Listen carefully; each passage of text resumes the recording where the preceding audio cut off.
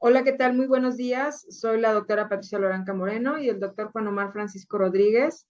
Agradecemos a la MEC por su amable invitación a participar a este Congreso Internacional, a hablar un poco sobre los dilemas de salud en menopausia.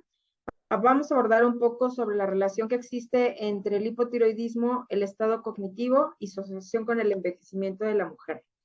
Este, es importante considerar que la menopausia no solamente es un estado de transición donde se ve de manera importante el hipoestrogenismo asociado a la disminución también paulatina de la glándula tiroidea. Y esto es porque desde la formación ontogénica del ovario, a la par es necesaria la presencia de hormonas tiroideas para poder llevar a cabo un funcionamiento en todas las etapas de la vida de la mujer. Aún no se conoce exactamente los mecanismos que están relacionados, sin embargo, vamos a hablar un poquito más del tema.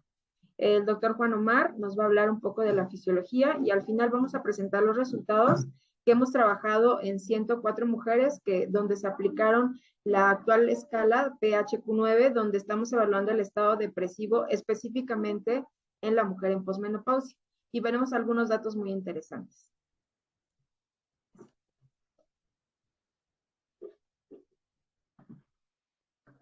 Buenas tardes, un placer estar con ustedes y agradezco mucho la invitación de mi maestra, la doctora Patricia Loranca Moreno. Soy el doctor Omar Francisco Rodríguez, residente de alta especialidad de menopausia y metabolismo óseo en la clínica del Hospital Regional 1 de Octubre de ISSSTE.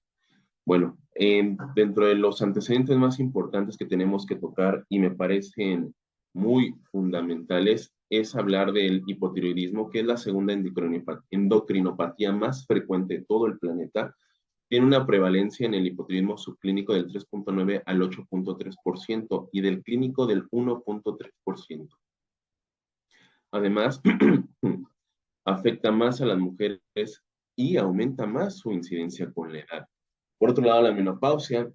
En México, la edad promedio es de 48 años y esto es algo muy importante porque si vamos a hablar de la la etapa de la esperanza de vida en la mujer, estamos hablando que supera los 80 años.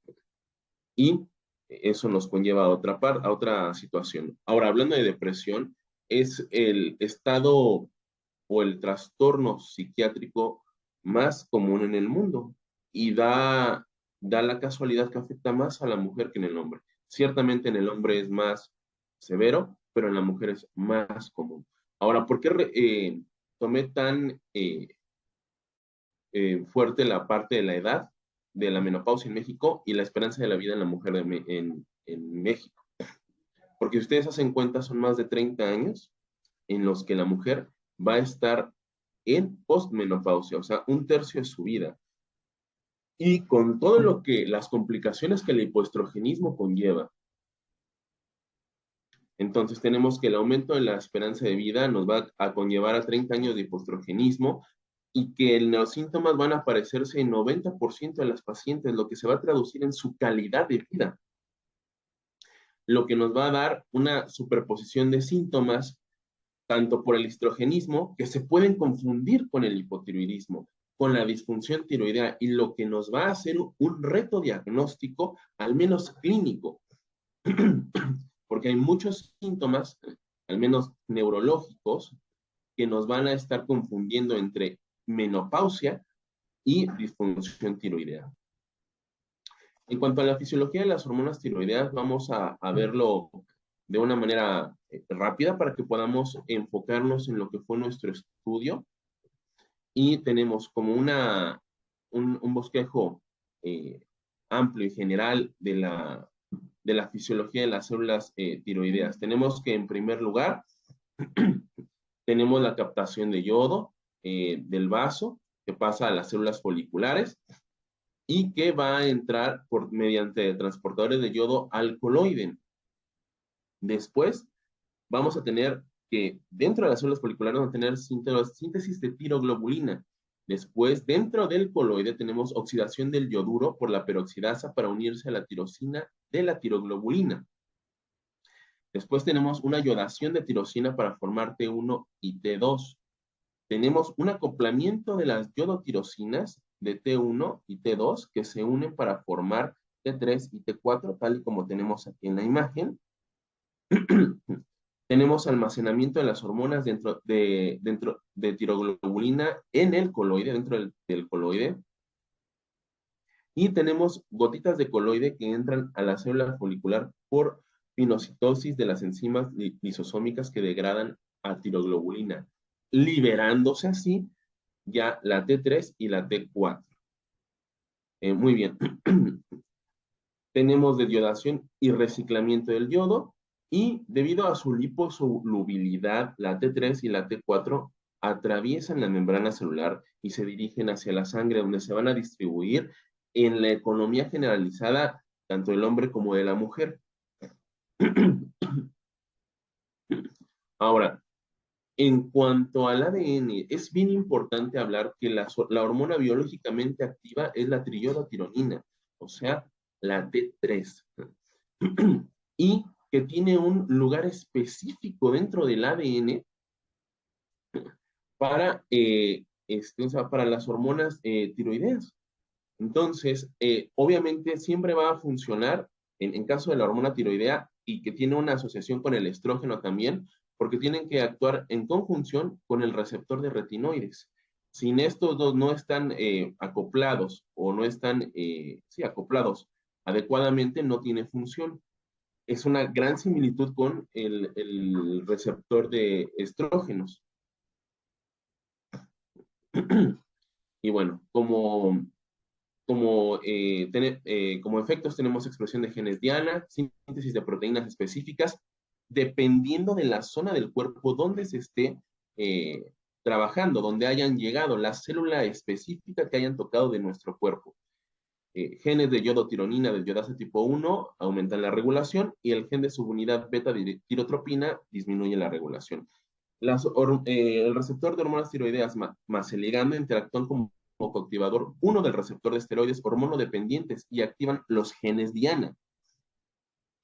Vamos, en cuanto a las definiciones generales, la insuficiencia tiroidea se va a caracterizar por depresión, pérdida de memoria, deterioro cognitivo, alteraciones neuromusculares y afectación de la función miocárdica, como alteraciones musculoesqueléticas. Es bien importante que leamos esta lista de síntomas, porque depresión hay en menopausia, pérdida de memoria y deterioro cognitivo hay en la posmenopausia, alteraciones neuromusculares también hay en la posmenopausia. Entonces se vuelve un reto diagnóstico el hipotiroidismo dentro de una mujer con postmenopausia. Por otro lado, tenemos el hipertiroidismo, que se va a caracterizar por ansiedad, sudoración excesiva, palpitaciones e insomnio. ¿Dónde vemos esto también? En el síndrome vasomotor de la menopausia. Entonces, nuevamente nos encontramos con un reto diagnóstico.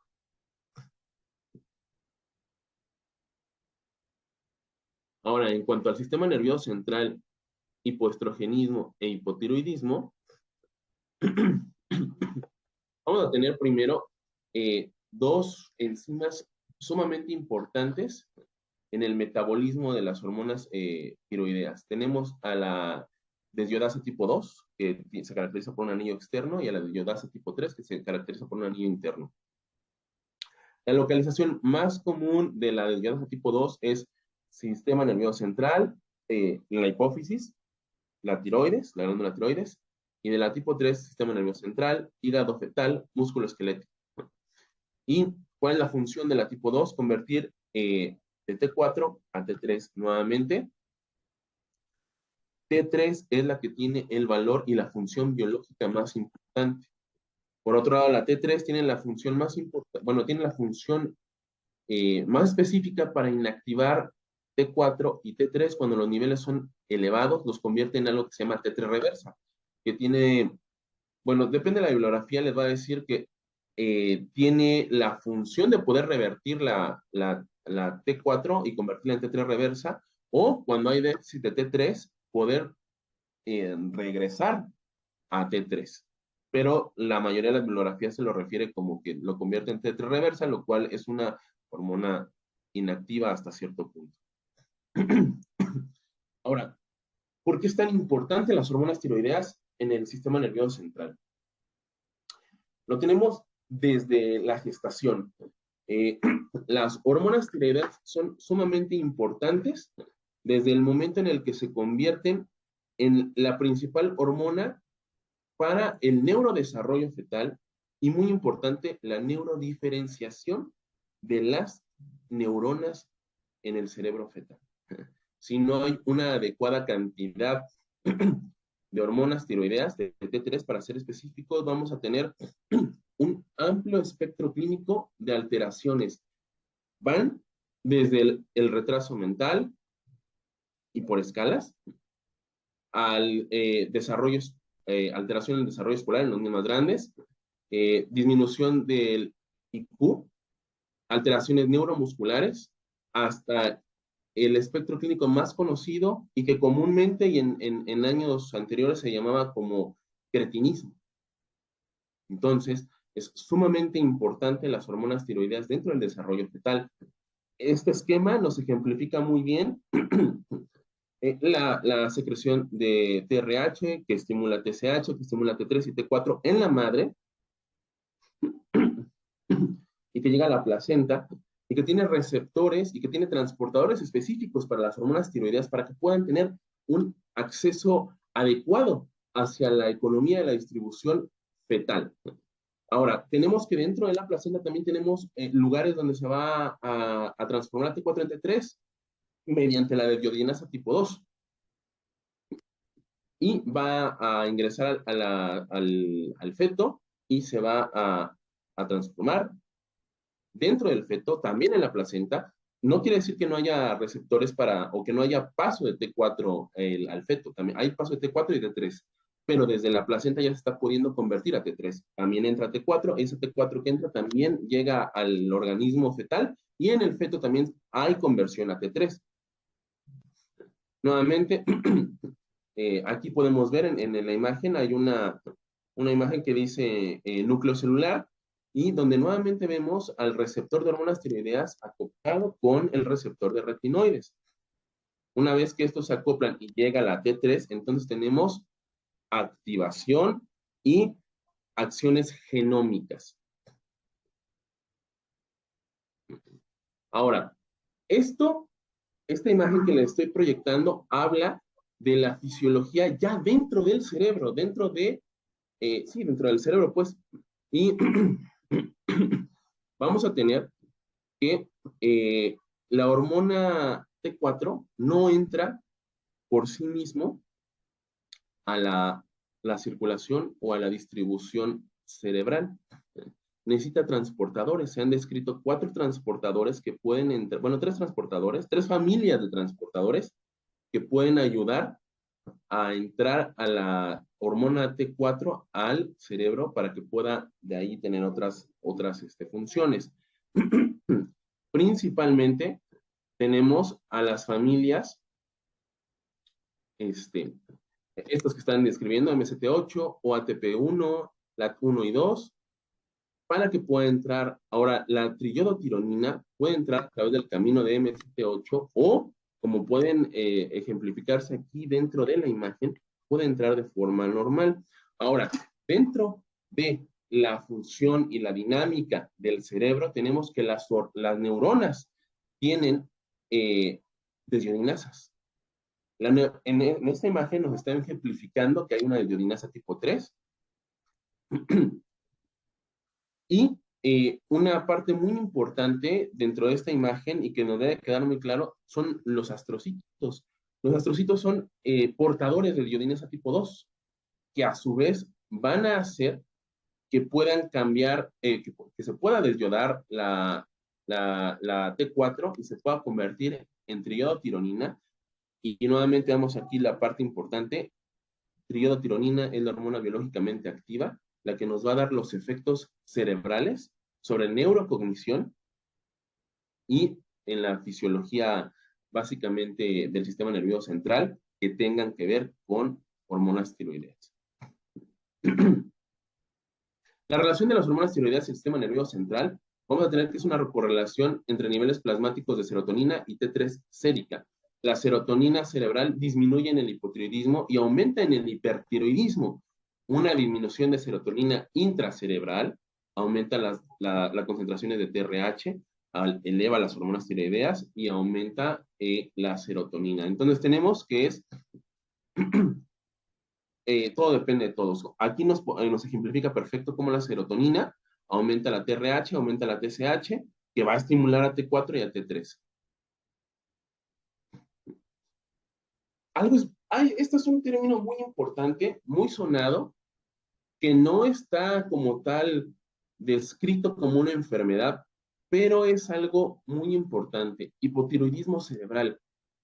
¿A qué nos hacemos referencia con esto? Bueno, el hipotiroidismo cerebral son los síntomas neurológicos que tiene una paciente, pero con un perfil tiroideo normal. Los niveles de hormonas tiroideas se encuentran en parámetros normales. Sin embargo, nuestra paciente tiene hiperinsomnia, tiene pérdida de memoria, tiene disminución de la cognición, tiene incapacidad para mantener la concentración, tiene depresión. Entonces, tenemos que en el hipotiroidismo cerebral hay alteración del transporte de T4 por la parte de la barrera hematoencefálica, inhibición de la desviodasa tipo 2 cerebral y una depresión en la condición eutiroidea. O sea, tenemos depresión con un perfil tiroideo normal. Condiciones que causan una disminución de la T3 en el hipotiroidismo que no se detectan con niveles de TSH. Bueno, pues tenemos diabetes, depresión, una disminución en calorías por una dieta, inflamación, estrés, obesidad, resistencia a la leptina, enfermedades autoinmunes, resistencia a la insulina, fibromialgia, por decir algunas. Y todas esas condiciones nos pueden estar implementando, nos puede estar dando una disminución, una deficiencia de la iodinasa tipo 2 o de alguna forma la disminución de triiodotironina a nivel cerebral que no nos va a estar permitiendo que tenga un efecto adecuado, principalmente en hipotálamo, y por tanto se transforme o se convierta en un hipotiroidismo cerebral. Ahora, esta imagen me gusta mucho porque nos va a correlacionar mucho tanto las hormonas tiroideas con el cerebro y con los estrógenos.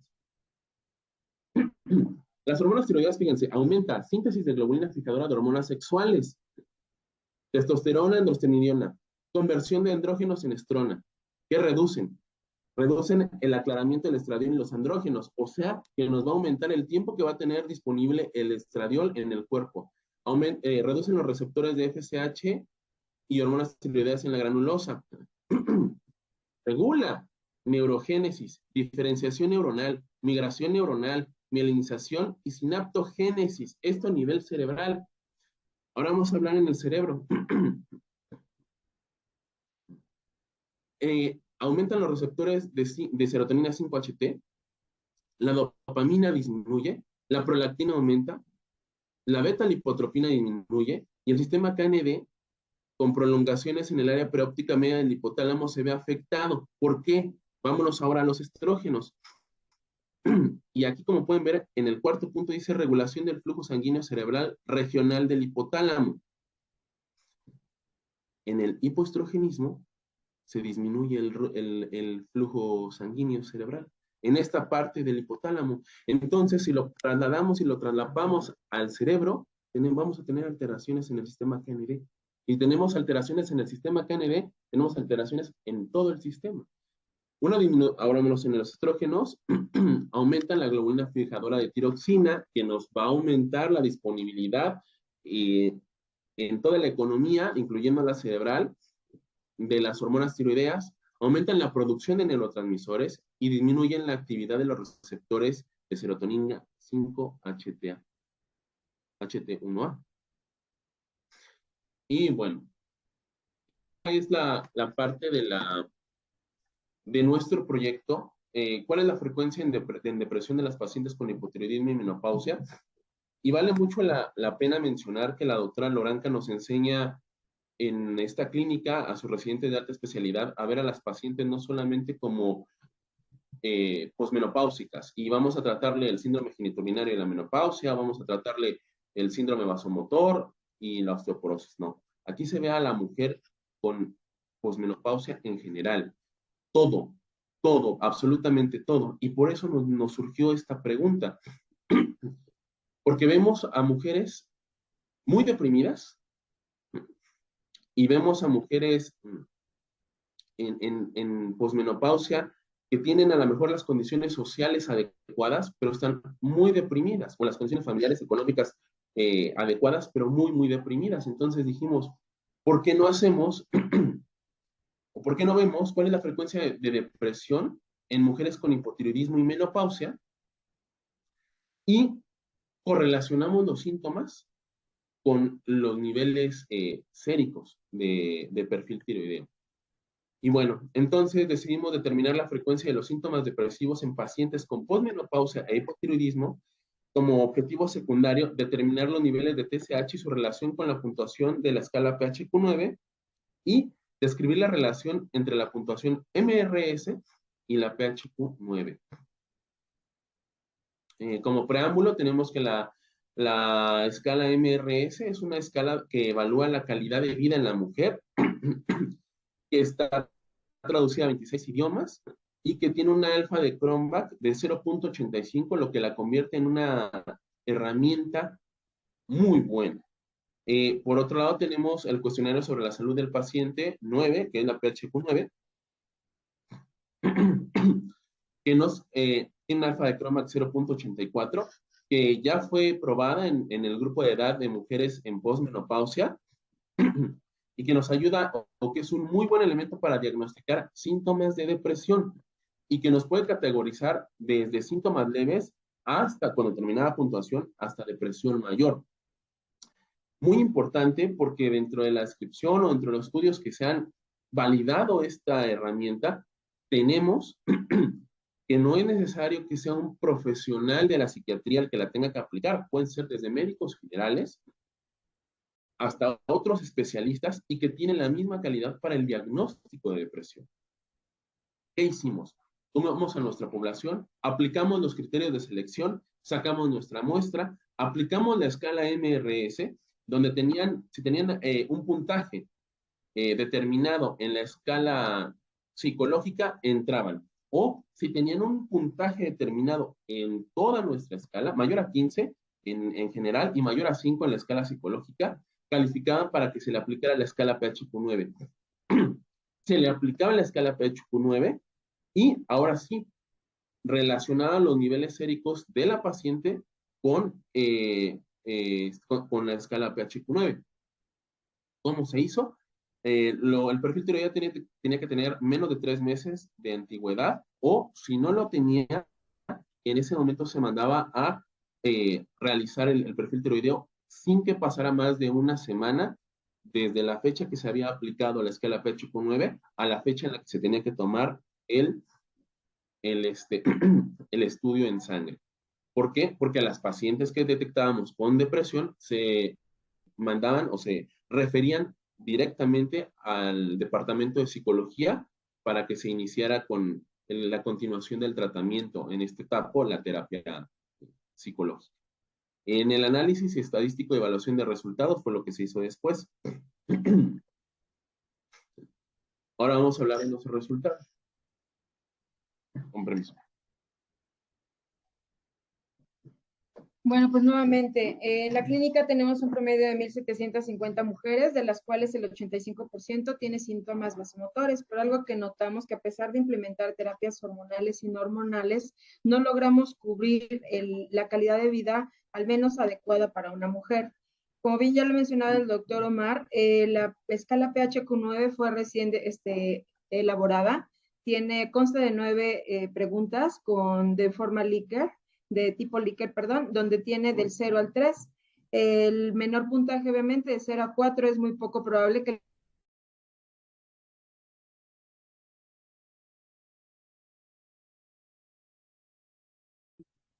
menos de 5 puntos, de 0 a 5. De 6 a 9 es una depresión leve asociada a la menopausia, que está también relacionada con el hipoestrogenismo que la paciente está presentando. de 10 a 15 puntos es una escala que está hablándonos de un estadio moderado de depresión.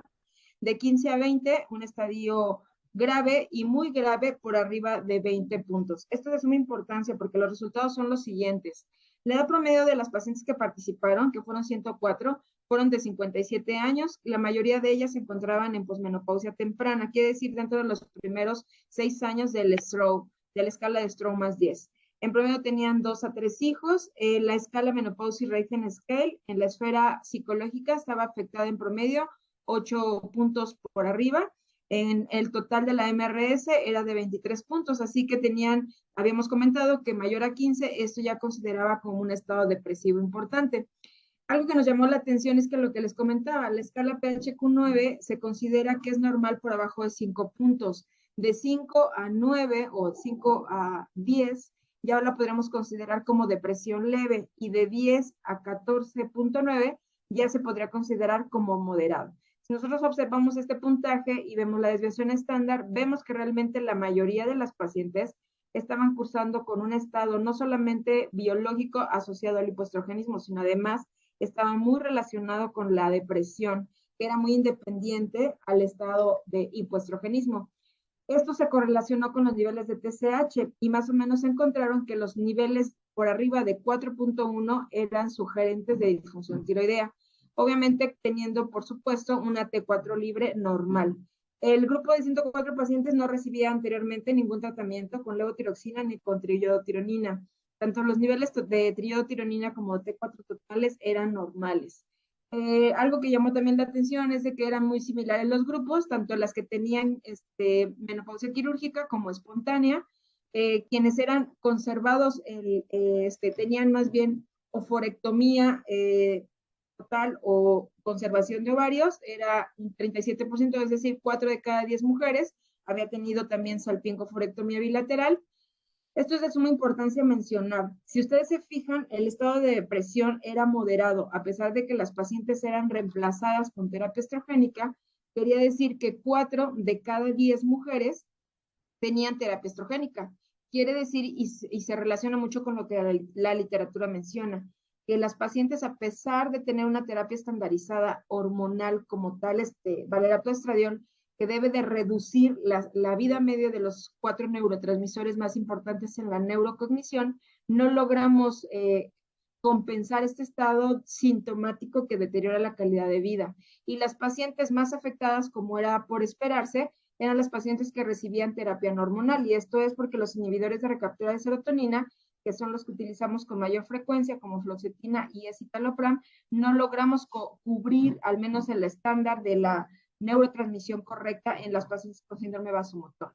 Esto también es de suma importancia. El 94% quiere decir que 9 de cada 10 mujeres que incluyeron en este grupo de 104 mujeres, la PHQ-9 presentaba depresión, que quiere decir que la escala de Menopause Rating Scale no solamente nos puede categorizar con las 3 esferas que evalúa, tanto la somática, la psicológica y la urogenital, un parámetro del que paciente que sobrepase en cualquiera de las 3 esferas arriba de 5 puntos nos puede orientar que no solamente la terapia estrogénica, sino la terapia no estrogénica son de suma importancia para considerar a una paciente no candidata a darle una terapia con triiodotironina.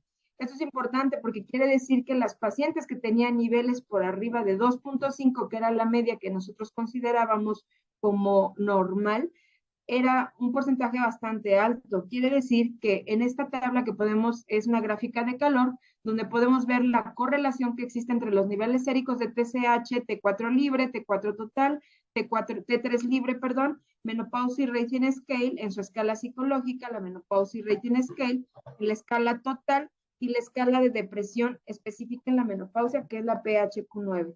Algo que sí podemos encontrar, que la relación que existe entre los niveles más altos de TSH, aunque tenemos una poca fuerza significativa y existe significancia estadística en los resultados finales, no es necesario considerar en la paciente llevar a cabo la medición de PHQ-9. Aunque es una escala con un alfa de Cronbach bastante significativo, es importante mencionar que la Menopause Rating Scale va muy de la mano. Quiere decir que con realizar este tipo de categorizaciones de calidad de vida, son suficientes para iniciar no solamente una terapia indicada a la paciente, pero también podemos ver ahora la relación que tiene la escala de PHQ-9, que tenemos una significancia importante tanto en los niveles relacionados de calidad de vida con la menopausia y rating scale, como lo vemos en este 0.7, y también con la menopausia y rating scale en su valor total.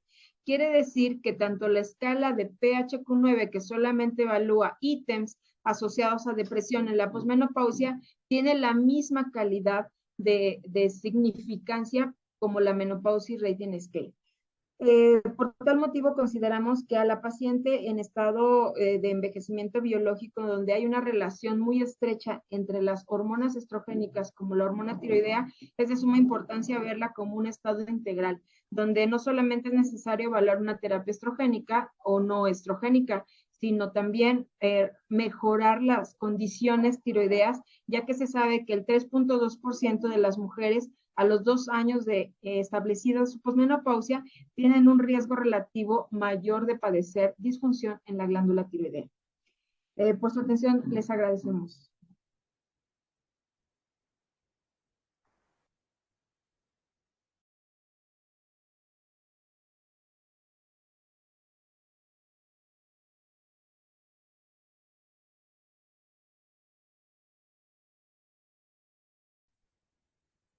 ¿Qué tal? Muy buenos días. Yo soy la doctora Susana Soto, soy ginecobstetra. El día de hoy vamos a tratar el tema de síndrome genitourinario de la menopausia, diagnóstico diferencial con enfermedades de la vulva.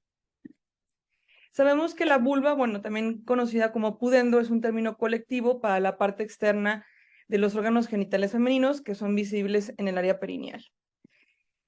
Hay algunos cambios que se dan a lo largo de la vida, es algo importante tomarlo en cuenta, ¿no? Obviamente desde el nacimiento tenemos ya los efectos de los estrógenos maternos que andan circulando en nuestra sangre, pero también se van dando cambios en la infancia, en la pubertad, en los años reproductivos, incluso también pues en el embarazo y posteriormente en la menopausia. Actualmente, después de la pandemia, se vino unos cambios importantes sobre el tema de la menstruación y el autoconocimiento, y obviamente el reconocimiento de algunas mujeres a las diferencias que hay en cada una de nosotras. Y sobre todo, pues se volcó una importancia saber que algunas de las molestias que consideraban algunas mujeres anteriormente como normales, pues no son del todo normales. Y aquí es cuando nos enfrentamos, obviamente, que la vulva, pues obviamente puede tener dolor, ardor, dolor al contacto sexual, dispareunia y pues prurito, ¿no? Que también es considerado como una forma del dolor. Y claro, esto puede afectar la calidad de vida de nuestras pacientes. Y por eso, bueno, vamos a hablar el día de hoy de síndrome genitourinario de la menopausia. Se reconoce como el conjunto de hallazgos en el examen clínico y síntomas molestos asociados con la deficiencia de estrógenos que involucran cambios en los labios, introito, clítoris, vagina, uretra y vejiga. Es importante saber que como se ha prolongado la esperanza de vida en nuestras pacientes, pues claro, vamos a tener un grupo importante de ellas que van a presentar estos síntomas. También anteriormente se conocía como atrofia vulvovaginal. Ya en algunos congresos y en algunas charlas, pues obviamente se habla de que no se usa ese término, porque obviamente se considera como discriminatorio. Entonces, lo mejor es hablar como tal de síndrome genitourinario de la menopausia. Tiene una alta prevalencia y tiene efectos adversos en la salud y calidad de vida. Los síntomas, pues en general son, digamos, genitales con irritación, resequedad y ardor, urinarios como la urgencia, disuria e infecciones recurrentes, y sexuales asociados, bueno, pues a dolor durante el contacto sexual y resequedad. Afecta hasta un 84% de las pacientes. Entonces, sabemos que las mujeres, el 100% de las pacientes que presentan este síndrome van a referir sequedad. El 57% van a hablar de ardor, otro 57% van a decir que es prurito. También vamos a tener una causa frecuente de consulta, que es la disuria, que es hasta un 32%, y en ocasiones contamos con urocultivos negativos, y dispareunia hasta el 78%. La etiología, bueno, como sabemos, pues se hace con el hipoestrogenismo, la amenorrea hipotalámica, la insuficiencia ovárica en algunas pacientes que son jóvenes de 35 a 40 años que pudieran presentarla, y también pues los pacientes con cáncer que hayan tenido tratamientos de quimioterapia, alguna cirugía pélvica amplia y radiación. Y bueno, pues, ¿cuál vendría siendo la fisiopatología de este síndrome, ¿no? Pues obviamente sabemos que hay pérdida del grosor y el espesor tanto de los labios menores y mayores, así como de la zona vulvar, disminución de lo que es el colágeno, elasticidad e incluso una disminución también en el flujo sanguíneo a nivel vaginal. También hay disminución de la producción de flujo vaginal, o sea, conforme van pasando los años de menopausia, pues claro, la paciente va a referir que ya no tiene casi nada de secreción y obviamente pues ya no hay lubricación como se esperaba anteriormente. También hay disminución de lo que es el cabello a nivel de la zona púbica y también disminución de lo que es el tejido celular subcutáneo en el monte de Venus, lo cual pues, va a ocasionar posiblemente un poquito como de atrofia. Disminución de los labios menores y de los remanentes himeniales, de hecho se van haciendo como más atróficos. Decremento, bueno, pues en las células de colágeno vaginales, así como cambios en el microbioma e incremento del pH, ¿no? También vamos a ver disminución de lo que es lo que es la fortaleza o la fuerza de lo que es el piso pélvico, así como el control de, a veces de algunos esfínteres. Vamos a ver que también se incrementa tanto la incontinencia urinaria como fecal y sobre todo en aquellas pacientes pues, que tuvieron múltiples partos, sequedad y obviamente un epitelio delgado, así como también acortamiento de la vagina y vamos a ver que ya se pierde esa rugosidad. También vamos a ver algunos pacientes con prolapso de los órganos pélvicos, disminución de la capacidad vesical y también de la sensación, o sea, la paciente a veces puede que reconozca o digamos los primeros o segundos deseos urinarios o puede ser que no, o también que tenga lo que es urgencia urinaria. Y también hipersensibilidad vaginal y disminución de las sensaciones a nivel de esta zona. Entonces vamos a ver todo un espectro de adelgazamiento de los labios, estrechamiento del introito vaginal, disminución del ancho y la profundidad vaginal. Va a haber también una mucosa pálida y reseca, pérdida de la rugosidad y elasticidad, inflamación de la mucosa, acompañado de eritema y frivolidad. Y por tanto, pues bueno, vemos el incremento del pH de ser un pH ácido entre 3.5 y 5, y obviamente pues ya va a ser mucho más alcalino. Y así como también se van a ver pérdida de las células superficiales con incremento de las parabasales en el índice de maduración vaginal. Estos cambios, bueno, pues obviamente son cambios anatómicos y funcionales del tejido genitourinario, ¿no?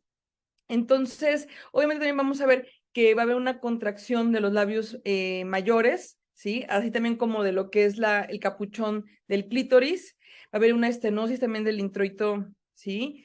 Vaginal.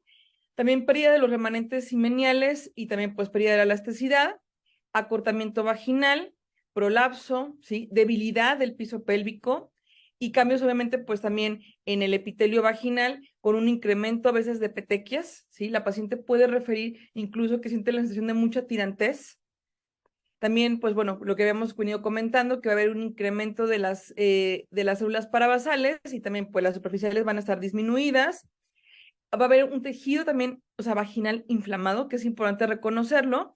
Y pues aquí vemos que ya el pH vaginal pues sí va modificándose del ideal que es arriba de 4.5, ¿no? O sea, ya va a estar digamos, con tendencia a estar alcalino y esa condición pues obviamente nos va a ocasionar cambios en el microbioma y obviamente pues mayor riesgo de infecciones. Persistencia a veces de descarga con olor. La paciente cuando dice que tiene secreción la asocia con un olor que puede ser fétido. Y también prominencia, bueno, pues del meato uretral, así como prolapso de esta parte del epitelio que va a ser evidente durante la exploración ginecológica y pues ya pérdida también de la estimulación del clítoris. Entonces, aquí les muestro una imagen de una paciente de 72 años, la cual, bueno, pues tiene un prolapso de órganos pélvicos, ¿sí? 4C.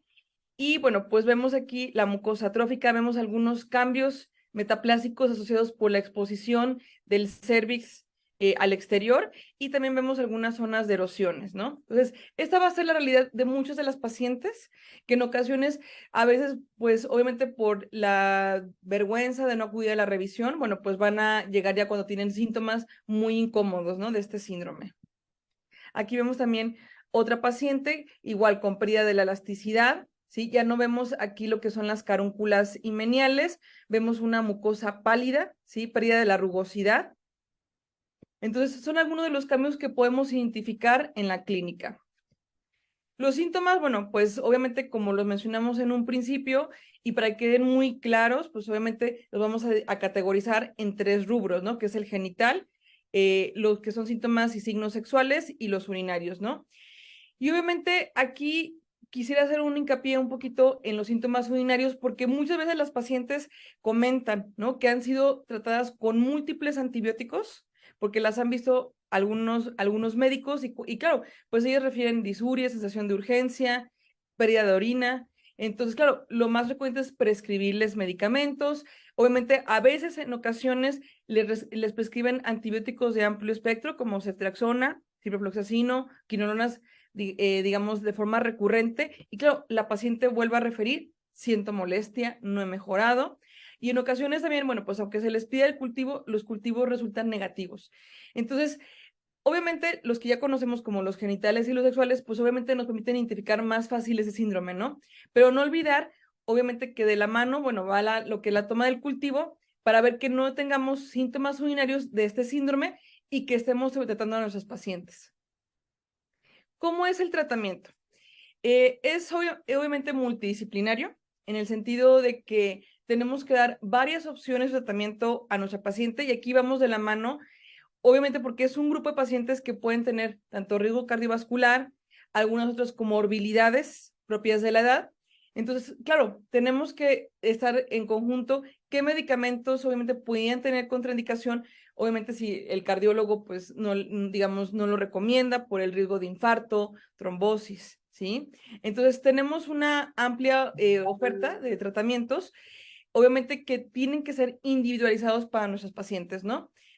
Obviamente pues abarca desde los medios, digamos, cambios en el estilo de vida, como la terapia de piso pélvico. Aquí comprende obviamente ejercicios perineales, ejercicios de Kegel. También se habla de que la paciente pues se le invite, porque muchas veces algunas tienen cierta segmentación que después de cierta edad pues ya no deberían tener relaciones y no es así. O sea, de hecho, deberían tener una vida sexual. Entonces, obviamente se les va a ayudar, porque claro, muchas de ellas refieren dolor intenso en ese momento. Entonces, en este caso es importante, obviamente, alentarlas y darles todo el tratamiento que se pueda de apoyo a través de lubricantes, ¿sí? Para que ellas puedan llevar a cabo ese tipo de recomendaciones, ¿sí? Entonces, tenemos lo que son los lubricantes durante el contacto sexual, hidratantes vaginales, que ya tenemos, pues obviamente, varios en el mercado y que se van a adaptar de acuerdo a las posibilidades de la paciente y que son los que se pueden usar una larga temporada con seguridad y sobre todo para mantener la adecuada hidratación y colágeno en este órgano tan importante que es la vagina y la vulva. También lo que es la terapia estrogénica vaginal a dosis bajas. En Estados Unidos también se ha empezado a utilizar dehidroepiandrosterona intravaginal en el caso de algunas pacientes que no quieran o que no puedan utilizar terapia estrogénica local. También se ha recurrido al ospemifene oral, que es un medicamento que es un modificador selectivo de los receptores de estrógenos con aplicación a lo que es síndrome genitourinario de la menopausia. Hay algunos estudios preliminares que a dosis de 60 miligramos diarios, pues obviamente sí nos van a ayudar a disminuir los síntomas obviamente asociados al síndrome genitourinario como tal. Y bueno, pues obviamente se pretende tener como opción en aquellas pacientes con algún riesgo, sobre todo con cáncer o que tienen contraindicación para la terapia estrogénica. Y pues en los últimos años también ha venido un despunte, bueno, pues del empleo de lo que es la terapia láser. Entonces, pues obviamente tenemos que clasificar el tratamiento, bueno, pues no hormonal y terapia hormonal. Entonces, el tratamiento pues no hormonal, tenemos ya cada vez pues más opciones, sobre todo para ofrecerlo a aquellos pacientes que tienen algún factor de riesgo, ¿sí? Aquí obviamente ahorita más adelante vamos a hablar de lo que es el láser, ¿sí? Y bueno, pues actualmente, ahorita también en nuestro país no hay tanta aplicación, pero ahorita lo que se está trabajando pues en el ospemifene, que es vía oral, que es un SERM, entonces que podía tener en los primeros estudios preliminares pues realmente gran aplicación en cierto grupo de pacientes bien seleccionadas también, porque obviamente pues también puede tener ciertos riesgos. También incluso se habla de que pudiera exacerbar un poquito el tema de los bochornos en algunas pacientes. Entonces, se tiene que hacer una adecuada selección de qué pacientes son candidatos a ese tratamiento. También sabemos que ahorita hay un boom de tratamientos como, pues consideramos como alternativos o complementos vitamínicos que están asociados con fitoestrógenos, que obviamente pues parece que en las pacientes hay una gran aceptación, entonces también es un grupo importante, y algunas terapias complementarias. Y pues la terapia hormonal que ya conocemos, que puede ser desde estrógenos sistémicos o locales, y lo que es la de hidrohipiandrosterona y testosterona o prasterona, que también se llega a utilizar en nuestro medio. Entonces, obviamente tenemos una gran presentación de estrógenos, y aquí la individuación es importante, obviamente hacer una buena historia clínica para determinar qué dosis y qué prescripción adecuada debe recibir nuestra paciente. Tenemos desde óvulos, crema y tabletas para la presentación sistémica, y aquí es importante pues la historia clínica y la adecuada prescripción. ¿Cuáles son las contraindicaciones? Pues historia de cáncer de mama, porfiria, enfermedades hepáticas, endometriosis, en el caso de dificultades de uso como obesidad, artritis, o que la paciente no quiera usarlo porque le ocasiona disconfort, porque se le hace complejo lo que es el régimen terapéutico, de que no se puede adaptar, que se le olvida lo que es la aplicación en los días que se le indica. Entonces, eso pueden ser, digamos, las dificultades que nos podemos encontrar al momento de prescribir estrógenos. Entonces, pues aquí obviamente igual tenemos que considerar a la paciente si es candidata, si tiene otros síntomas asociados con el bochorno, alteraciones, digamos, de la calidad de vida asociados al insomnio, pues podría ser candidata a lo que es terapia sistémica y al uso a lo mejor de algunos medicamentos psicotrópicos como citalopram, como como base de oxifene, que obviamente nos van a ayudar todavía con esa sintomatología, aparte de lo que es la terapia local para el tratamiento del síndrome genitourinario. Y pues obviamente muchas veces en la consulta las pacientes no van a referir a lo mejor de primera instancia que tienen esas molestias, ¿no? Entonces hay que hacer un interrogatorio dirigido y obviamente ir muy frecuentemente a decirle, ¿tienes resequedad, dolor al contacto sexual o alguna molestia urinaria? Entonces si es de moderada a severa, pues el tratamiento puede ir desde local, a través con estrógenos, o también sistémica, ¿no? Si como les comentaba, ¿no? Tienen algunos otros síntomas asociados a la menopausia, y obviamente pues vamos a ir evaluando cuánto va a durar el tratamiento en base a cada paciente. Y bueno, pues si no es tan severo, pues se le puede dar apoyo con hidratantes vaginales y lubricantes, así como los cambios en el estilo de vida. La terapia láser, bueno, pues vino a cambiar mucho un poquito en los últimos años a través del estudio de Salvatore en el 2014, donde nos habla obviamente de los cambios a través del uso del láser CO2, que obviamente ellos notaron algunos cambios a nivel de la mucosa epitelial, confirmado con estudio histopatológico. Entonces, claro, pues vino a dar un advenimiento y sobre todo una opción más a aquellos pacientes que tienen contraindicación de la terapia estrogénica. También tenemos el láser Erbium YAG, el cual obviamente pues como desventaja a lo mejor pudiera ser que pudiera incrementar el riesgo de sangrado a diferencia del CO2, ¿no? Y pues a través del axe fraccionado pues se ha visto que de tener una estructura vaginal como tal aplanada, con disminución de lo que es el epitelio, vamos viendo los cambios a través de las sesiones, que normalmente son 3 sesiones, con una diferencia entre cada 4 o 5 semanas. Entonces vamos a ver los cambios en la mucosa y en el epitelio vaginal y cómo va otra vez conformándose esa rugosidad. Entonces, esos son algunos de los estudios preliminares que obviamente pues dan como cierta aportación importante para saber que pudiera ser una opción para nuestros pacientes, ¿no? Vemos también a nivel de los estudios histopatológicos, pues que hay aumento de la vascularidad, lo cual también nos ayuda para mejorar esas condiciones epiteliales, y vemos que ha sido bastante, pues en los estudios que se han publicado, aceptado por las pacientes, ¿no? Y que obviamente pues se ha disminuido sobre todo más que nada la molestia de la dispareunia y la resequedad vaginal. Sin embargo, hay controversia. La FDA aproximadamente hace unos años, bueno, pues estableció más o menos en el 2018 que pues no lo consideraba seguro todavía, entonces que hacía falta mucho más estudios para confirmar, bueno, pues que era una terapia segura para nuestros pacientes y sobre todo que se ocupan pues más estudios a largo plazo, ¿no? También en ocasiones pueden algún grupo de pacientes como complicaciones o efectos adversos pues exacerbar los síntomas, producir ardor. Entonces, hasta ahorita todavía pues obviamente se necesitan más estudios para poder decir que es un tratamiento totalmente seguro. Hasta ahorita el CO2 es el que tiene un poquito de como limitación por parte de la FDA, y bueno, pues ahorita se están haciendo todos los estudios con el láser Erbium YAG, sobre todo porque pues ha mostrado como más seguridad, aunque claro, pues el único riesgo que se pudiera incrementar pues es el riesgo de sangrado durante su aplicación.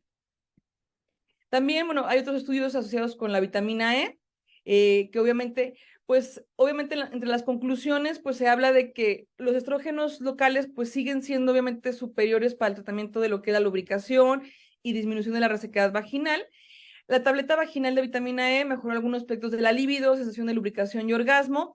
Como por sus efectos antioxidantes, pues ayuda un poquito como a la tolerancia del dolor y obviamente pues nos incrementa un poquito también el nivel de energía y bienestar. Entonces, aquí se considera una terapia como alternativa o en complemento con los estrógenos locales y obviamente en aquellas que no podamos utilizar estrógenos locales, pues pudiera ser una opción para ellas. También, pues obviamente lo que es el tratamiento, el entrenamiento del piso pélvico, también hay algunos estudios que nos han ayudado pues a definir que todo lo que es el entrenamiento, la rehabilitación del piso pélvico, pues puede incrementar el flujo sanguíneo y mejorar la capacidad de relajación, así también como un incremento de elasticidad y tejido vulvovaginal, lo cual, bueno, pues en teoría podría mejorar los signos y síntomas de este síndrome, ¿no? Entonces aquí la invitación obviamente de dar, pues obviamente un tratamiento amplio y obviamente varias opciones para mejorar los síntomas de nuestra paciente. Y bueno, pues el grupo especial de tratamiento, bueno, pues en los pacientes con cáncer, el síndrome genitourinario, bueno, pues en esas pacientes puede provocar disfunción sexual y limita la calidad de vida. La primera línea de tratamiento para ellas, pues es terapia no hormonal, cuando tenemos una sintomatología de leve a moderada. En caso de síntomas refractarios o síntomas de moderados a severos, hay que valorar la terapia local con estrógenos, pero claro, aquí necesitamos manejo multidisciplinario, ¿no? Necesitamos platicar con el oncólogo, con el grupo de oncólogos, para ver si esta paciente es candidata, ¿sí? Y obviamente por cuánto tiempo establecer que pueda ser seguro para ella, ¿no? Entonces aquí en ese caso también, y por eso pues es el advenimiento de otras terapias como la terapia láser y de andrógenos vaginales, que podrían hacer, pues ahora sí que opciones de tratamiento para estas pacientes. Y bueno, algo importante también que la intención de la charla es no solamente pensar que es síndrome genitourinario de la menopausia, ¿no? Ya hablamos de los signos y síntomas que obviamente abarca 3 esferas importantes, pero también en este grupo de edad de pacientes pueden acontecer otras patologías vulvares y que a lo mejor no estemos dando el tratamiento o que todo lo queramos dar con, digamos, que las soluciones son estrógenos y vemos que la paciente no mejora. Entonces, obviamente también es importante ver que hay algunos irritantes y que también la paciente utiliza muchas sustancias a veces que pueden modificarnos o que pueden ocasionar síntomas, ¿no? Desde toallitas húmedas, ¿sí? Antisépticos, algunos condones, algunas cremas anticonceptivas, ¿sí? Sobre todo en las pacientes que van de los 40 a los 50 años, que por ejemplo pueden ser que tengan una insuficiencia ovárica prematura, pero obviamente todavía no estamos todavía en el tema de que a lo mejor ya ha llegado la menopausia y que obviamente pues bueno, puede existir algunos riesgos, entonces utilizan algunas cremas, algunos lubricantes, algunos emolientes, detergentes para ropa. Sabemos que utilizaron en alguna época, hubo un boom, ahorita hace como unos 2 o 3 años, de utilizar un jabón que usaba para la ropa y que lo utilizaban los pacientes porque según esto, pues obviamente era mejor, ¿no? Entonces, claro, pues llegaban con múltiples dermatitis, entonces obviamente es interrogar todo ese tipo de hábitos para ver si la paciente está haciendo uso de algún producto de forma recurrente, ¿no? También es muy frecuente que la paciente en cuanto siente comezón, ella se automedica y lo más frecuente es que se pueden aplicar clotrimazol y obviamente pues notan que no hay mejoría. Entonces, obviamente, cuando hablamos de prurito vulvar, que es el síntoma más frecuente que puede atacar a esos pacientes, pues es identificar si no hay un irritante, parte de la historia clínica de las pacientes, historia de alguna antecedente de atopia, y obviamente, pues es hacer la revisión tanto anogenital, en búsqueda de alteraciones, considerar biopsia en algún grupo de pacientes y microscopía vaginal, ¿no? Y bueno, pues aquí obviamente que vemos que hay varias condiciones asociadas al prurito vulvar, que ya sabemos que las más frecuentes pues son las infecciones. Primero que nada, digamos, tratar de descartar alguna condición o si tenemos duda, bueno, pues se puede hacer el apoyo con antimicóticos sistémicos o antimicóticos locales para cubrir esa área, ¿no? Pero también debemos presentar en las dermatosis, ¿no? Y como ustedes pueden ver, en la parte de atrofia vaginal o en el síndrome genitourinario de la menopausia, pues también abarca muy similar a lo que es dermatitis atópica, líquen escleroso, líquen plano, líquen simple clónico o psoriasis. Entonces, aquí vemos las diferentes presentaciones, obviamente, de dermatosis vulvares. Entonces, claro, esas son las que se pudieran presentar también en este grupo de edad. Y aquí les muestro una pequeña visión a nivel, obviamente, fotográfico, en el sentido de ver cómo se ven más o menos las mucosas vaginales en un simple crónico, que vemos pues una mucosa como inflamada, eritematosa, ¿sí? Aquí el líquen escleroso pudiéramos confundirnos, obviamente, por la palidez con una atrofia vaginal, pero como vemos aquí ya hay pérdida de los labios menores, incluso ya también del capuchón del clítoris, al igual que en el líquen plano erosivo, que también nos va a dar manifestaciones a nivel bucal.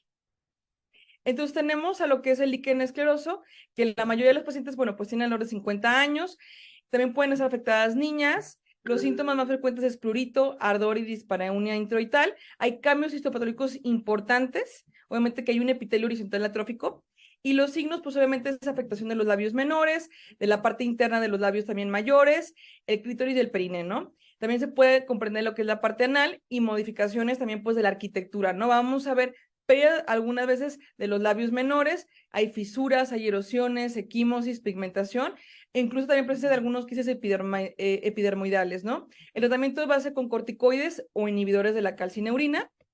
También tenemos lo que es el líquen plano, que también afecta a mujeres entre 40 y 60 años de edad. Y también aquí lo que nos hace el diagnóstico diferencial es que hay afectación de la cavidad oral. Entonces, en esas pacientes que tenemos sospecha de líquen plano, debemos obviamente revisar cavidad oral, ¿no? Y es una condición inmunológica mediada por células T. Hay una epidermis hiperqueratósica. Los síntomas puede ser que la paciente llega asintomática y obviamente uno cuando ve la exploración genital pues nos llama la atención, ¿no? O sea, algunas veces como de rascado muy leve y puede haber también a veces dolor, ardor, prurito, dispareunia, ¿no? Hay una morfología papuloescamosa y hay ciertas lesiones erosivas atróficas o incluso puede haber algo de hipertrofia, ¿no?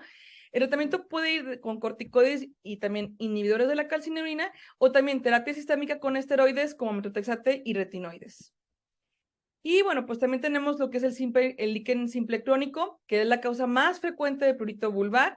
Hay una hiperkeratosis, parakeratosis, acantosis, y los síntomas van con prurito crónico, intermitente, que ocurre sobre todo en la noche. La paciente dice que la comezón la despierta. Puede haber también erosiones relacionadas con el rascado, que son responsables del ardor y del dolor.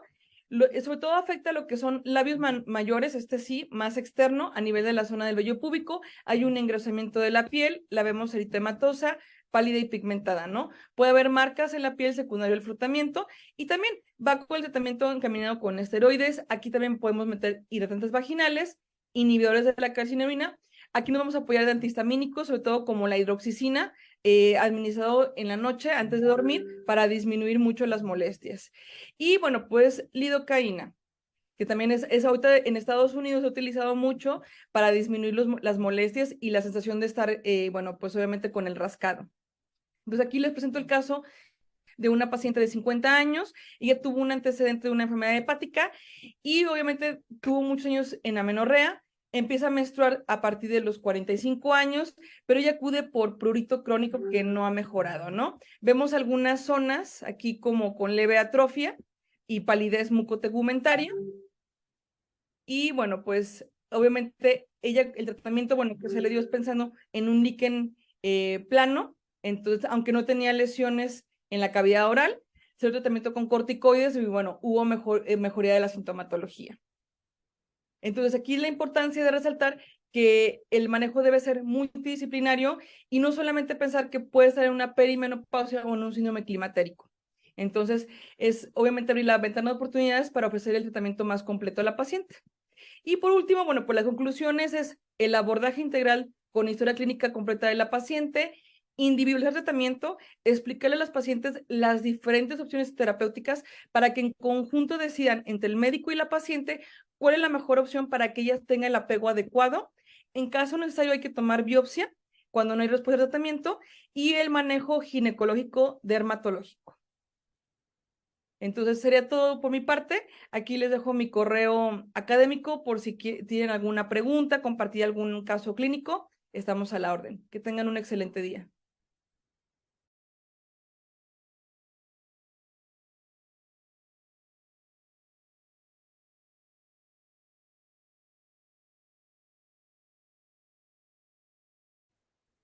Buenas noches. El día de hoy vamos a presentar un tema que se titula Tecnologías y equipamientos en manos del ginecólogo. Herramienta en aumento, en auge para el tratamiento del síndrome genitourinario de la menopausia.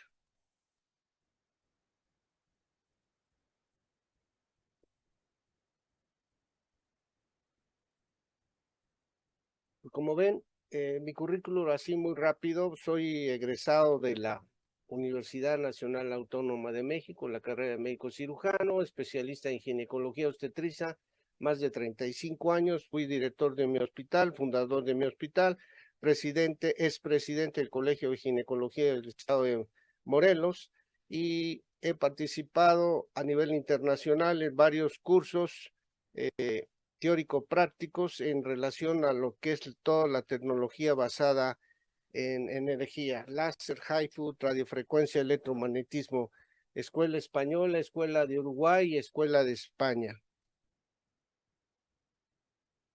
El tema, como vemos, dentro de las tecnologías, hablar de láser, de radiofrecuencia, HIFU y HIFEN, que es electromagnetismo. Como ven, estos tipos de dispositivos basados en energía, vamos a describirla. La que tiene energía mecánica entra lo que es la ultrasonido focalizado de alta intensidad, que conocemos como HIFU. La eléctrica, que es propiamente la otra tecnología que vamos a abordar, que es la radiofrecuencia, y la númica, que es realmente los equipos de láser. Como ven, son tecnologías capaces de realizar tratamientos para lograr recuperación de los tejidos y mejorar la calidad de vida de nuestras mujeres. En la actualidad existe un aumento de la expectativa de vida. La mujer después de la menopausia pues busca soluciones como son la resequedad, problemas de sexualidad que nos llevan a la dispareunia y la incontinencia urinaria. Por lo tanto, el ginecólogo debe ser capaz de responder a estos tratamientos aparte del tratamiento hormonal.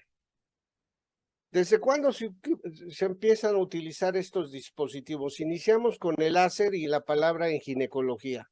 El láser se empieza a utilizar desde 1973, ¿sí?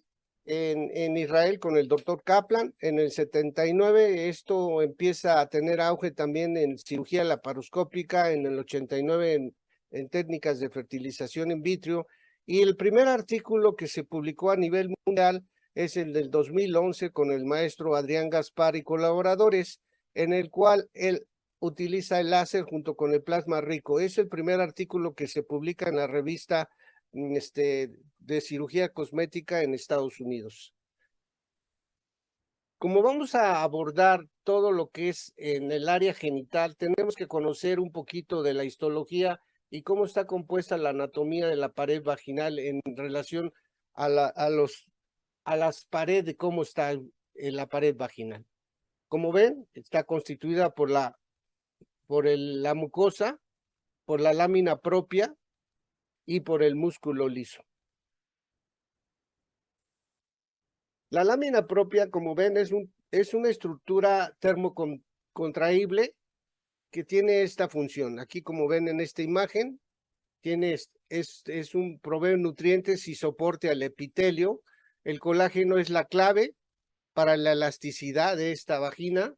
Está rico en vasos sanguíneos y en sus canales linfáticos que está constituido. También posee terminaciones nerviosas, tanto aferentes como eferentes, y no hay sensores de dolor en esta zona. Propiamente es aquí donde actúa en la lámina propia, en esta zona donde van a actuar todos los dispositivos basados en energía. Como ven, el efecto térmico que tiene todos los equipos, principalmente el láser, es un calentamiento, que es un estímulo térmico, que vamos a controlar temperaturas en promedio en 40 grados, 35, 40 con los láser y 60 grados con los HIFU. Como ven, tiene una activación con un daño mínimo que es reversible y tiene un efecto metabólico cuando ya usamos temperaturas a más de 42.5. Y esto va a producir que haya una nueva neocolagénesis, la formación de nuevo colágeno de tipo 1 a tipo 3. Cuando ya aumentamos las temperaturas 60, 90, ya hablamos de coagulación y ablación o vaporización cuando hablamos más de 100 grados centígrados, que esto ya son con daños irreversibles, porque lo que estamos haciendo es evaporización de los tejidos. Eso se utiliza mucho el láser para los tratamientos de las verrugas, etcétera. Bueno, vamos a especificar principalmente, como les dije, a nivel del daño del térmico del epitelio, el daño térmico en la lámina propia. ¿Qué es lo que va a pasar? Cuando nosotros utilizamos el láser, hay aumento del glucógeno y engrosamiento del epitelio. Y esto va a hacer que tengamos un incremento de la mucosa vaginal y disminución del dolor durante el acto sexual.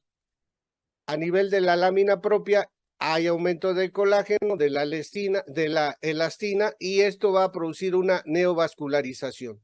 Y por lo tanto va a incrementar el tensado vaginal, la elasticidad, la sensibilidad, y también va a mejorar el control urinario.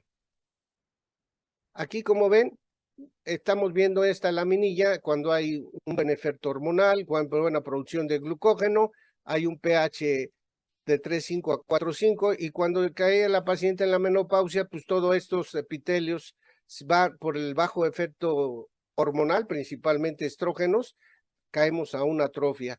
Disminuyen, como ven a ustedes aquí, las células superficiales intermedias, ¿sí? Y predomina el efecto nada más con predominio de células basales y parabasales. Propiamente ya hablar de un pH que se hace alcalino, que aumenta de 5 para arriba, ya hablamos que tenemos un terreno de atrofia que es vulnerable precisamente porque se altera la flora bacteriana también. Hablar de síndrome genitourinario es un término que cambió por la Asociación Internacional de Menopausia en 2014, que antes se llamaba atrofia vulvovaginal. Este término ha cambiado precisamente porque antes se hablaba nada más de resequedad y falta de lubricación. Aquí realmente el síndrome también repercute en la cuestión urológica y en la cuestión sexual, como ven en este listado. Resumiendo, ¿cuáles son los síntomas genitales? Sequedad, prurito, ardor, leucorrea y disminución del vello en el área genital. Los síntomas urinarios, como vemos, disuria, urgencia, incontinencia de esfuerzo, prolapso uretral y isquemia del trígono vesical. A nivel sexual, pues la falta de lubricación nos va a llevar a una dispareunia, y a eso también hace que disminuya el deseo sexual y que ya no haya orgasmos. Como ven, la frecuencia del síndrome genitourinario vemos en la perimenopausia de 3 al 15%, y conforme va pasando al año el 21, a los 3 años 47, y a los 4 años de la menopausia en un 60%. Como ven, la prevalencia es de un 70% entre estas edades, 50 a 60 años, y la sintomatología es un 70%. Resumimos en esta imagen cuáles son los cambios: adelgazamiento vulvar y vaginal, disminución del colágeno y la elastina, disminución del flujo también vascular, disminución de las secreciones vaginales y lubricación, la disminución del glucógeno, como les decía, y esto hace que aumente el pH de 5 para arriba a un pH alcalino. Acortamiento, ¿sí?, de la vagina, como lo ven aquí, y también debilidad a nivel del piso pélvico por la falta de efecto hormonal. Resumimos, el síndrome genitourinario principalmente, vean, dispareunia, resequedad, 66%, ardor, picazón, le sigue la lubricación disminuida y 2% dolor pélvico e incontinencia. ¿Cómo vamos a evaluar? Pues es importante una historia clínica, principalmente los síntomas cardinales, como vimos en un 66%, en todas nuestras mujeres pues se quejan de dispareunia porque hay resequedad y hay dolor al acto sexual. El examen importante, la exploración, vemos un epitelio atrófico, como lo observan. Si le hacemos un ultrasonido, hay un endometrio hipoplásico o atrófico, y esto es importantísimo, esa es la clave, la prueba del pH, para ver dentro de lo normal, como les dije, de 3,5 a 4,5, aumenta, se hace alcalino. La citología también los ayuda porque aumentan las células parabasales y disminuyen las células superficiales. Protis vaginal, aumento de leucocitos, disminuyen los lactobacilos. Y si tenemos una citoscopía, también hay una metaplasia escamosa del trígono, como lo vemos aquí en esta imagen. Esta es propiamente la prueba que yo utilizo la prueba de la Gloria Bachmann, que propiamente con un puntaje de menos, nosotros vamos a calificar que esta paciente tiene atrofia. Vemos elasticidad, secreción, pH, integridad y la humedad. Entre más puntaje, menor de 15, ya hablamos de atrofia y tenemos que ya poder disponer de estos dispositivos. Hablaré de láser CO2, hablaré de radiofrecuencia monopolar y de ultrasonido como es el HIFU. Como ven ustedes en esta diapositiva, vean la penetrancia que tienen los dispositivos basados en energía y vean las temperaturas promedio que manejamos, 35 a 40 grados láser y de más de 40 a 45 el radiofrecuencia y propiamente 60 grados lo que es el HIFU. Y nosotros utilizamos en el HIFU, en la vagina, los dispositivos que tenemos, los cartuchos son de profundidad de 3 milímetros, y de 4.5. Vamos a empezar con el láser. Las siglas de láser, que es ampliación de la luz por emisión estimulada de radiación. Propiamente, ¿cuáles son nuestras pacientes que son candidatas? Que no desean o tengan alguna contraindicación de terapia hormonal a estrógenos locales o sistémicos. Síntomas persistentes a pesar del uso de estrógenos y dificultad para cumplir el tratamiento. Es una terapia emergente y muy prometedora y que cada vez está en mayor auge para el síndrome genitourinario y la menopausia. ¿Qué es lo que hace el láser propiamente? Tu efecto es térmico inmediato. ¿Qué quiere decir? A una interacción térmico-mecánica que va a producir una desnaturalización de la proteína colagénica y esto va a producir un tensado inicial. Y esto va a producir ruptura de iones que van a mejorar millones de vectores de tracción que van a tener precisamente un efecto inmediato del crash de colágeno por la fibrosis y un colágeno de tipo 1. El efecto tardío propiamente está relacionado con el tensado, la neocolagénesis, nuevo colágeno y nueva vascularización, llevando una ley de Van Hoff, como lo dice, cada 10 grados va a incrementar la temperatura y se produce un aumento de 200% de la actividad metabólica tisular. ¿Por qué actúa el láser en la vagina? El cromóforo es el agua y la vagina es rica en agua, como vemos aquí. Hay varios tipos de láser que actúan en melanina, que normalmente es el láser de diodo, el del agua es el láser y el de la hemoglobina que también es de diodo. Propiamente nosotros para utilizar en vagina por el cromóforo de agua usamos el láser ErgoJat y el láser CO2, que es el que yo personalmente utilizo.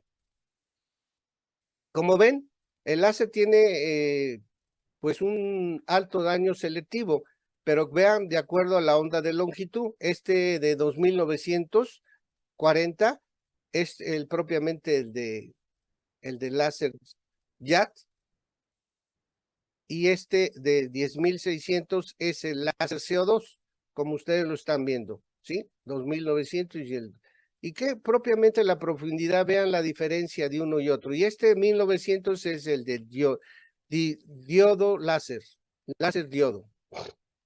Específicamente, ¿qué indicaciones tiene el láser? Propiamente para la atrofia vulvovaginal, que ahora hablamos de síndrome genitourinario, en síndrome de hiperlasitud y en incontinencia. En incontinencia, yo aquí tengo mis reservas, pero muchos maestros, principalmente el que utilizan láser JAT, le ven buenos resultados a la incontinencia de orina.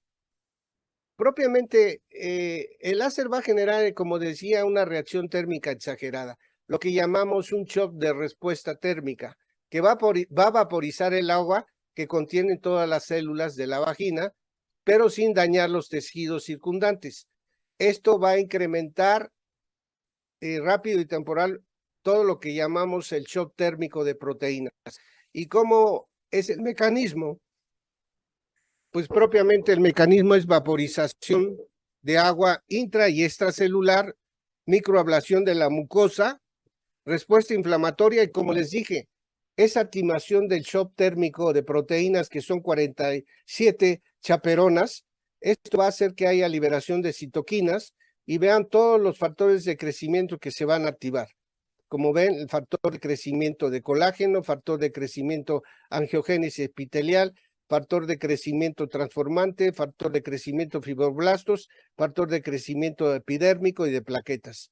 Ese es el efecto, pero la célula que vamos a activar, que es la clave, es el fibroblasto. Es el que está dormido y con el efecto térmico vamos a despertar. Vean todo lo que les decía del efecto de proteínas del shock térmico. Los factores que les mencioné, factor de crecimiento AB, reacción inflamatoria y síntesis de colágeno, factor de crecimiento de fibroblastos, síntesis de colágeno, factor angiogénico, migración y proliferación de células endoteliales, factor epitelial de crecimiento, estimulación de la repitelización, factor de crecimiento plaquetario, estimulación de los fibroblastos para producir nuevo, y factor de crecimiento endotelial vascular, lo que es la vasculagénesis y la angiogénesis. Como ven, la activación del fibroblasto por este efecto térmico va a producir nuevas fibras de colágenos y fibras de elastina, y también va a producir proteoglicanos y ácido hialurónico. Así también la neovascularización por aumento del flujo vascular. Entonces, cuando la activación del fibroblasto va a tener un efecto de hidratación y de regeneración de los tejidos. Y propiamente, ¿a dónde va a actuar? Este es el epitelio, esta es la lámina propia, como está señalado aquí, es propiamente en la lámina propia y en la matriz extracelular, que es donde va a actuar directamente el efecto térmico del láser. Como ven, láser es una luz que a la vez es energía que va a producir calor. Este efecto térmico también va a producir, en este caso es un láser ergoyat, igual que los CO2, van a producir vasodilatación, por eso hay una revascularización. Y como ven, este es el esquema clásico, el fibroblasto que está dormido por este efecto va a liberar factores de crecimiento, que ya hablamos, el ácido hialurónico, la elastina, el colágeno y la matriz extracelular, como la ven aquí, todo está encarcelado, propiamente en la lámina propia. Entonces, resumiendo, el efecto térmico es exclusivamente en la mucosa vaginal, para producción de nuevo colágeno de tipo 1 a tipo 3, y esto va a producir un engrosamiento epitelial. Como ven ustedes en esta imagen histológica, antes del tratamiento cómo está el epitelio y después de la segunda sesión, vean cómo el epitelio ha crecido. Como resumimos, por vaporización del agua intra y extracelular, recuerden que la vagina es rica en agua, por la ablación, por la reacción inflamatoria y por toda la liberación de citoquinas para liberar todos sus factores de crecimiento. Aquí vemos en otro esquema la interacción termomecánica para donde actúa a nivel del colágeno tipo 4 que ya se libera de un tipo 1 a tipo 4. Pero la estrella aquí es estimular el fibroblasto para que él estimule toda la formación de elastina, como habíamos hablado, y de nuevo colágeno. Y aquí se ven en estudios de CO2 cómo estaba el epitelio y posterior al tratamiento, estudios histopatológicos para ver la formación de nuevo glucógeno, vean, de tipo 3, de tipo 1, lo que hace los cambios histológicos que se han demostrado en biopsias. Desde el 2011 con el doctor Adrián Gaspar se empezaron a ver todas las mejorías que se tenían con el láser. Este es propiamente el dispositivo, es una canastilla de láser, es un espéculo láser. Aquí entra el láser que dispara desde el fondo de la vagina hasta la entrada del introito 3 veces. Hay protocolos, los protocolos normalmente, la mayoría en todos lados del mundo, principalmente en Italia, en Europa, son cada 30 días, igual que la escuela que tengo de Argentina, cada 30 días. Algunos lo llegan a utilizar cada 21, pero en general son cada 30 días, 3 aplicaciones a lo largo del canal por cada sesión.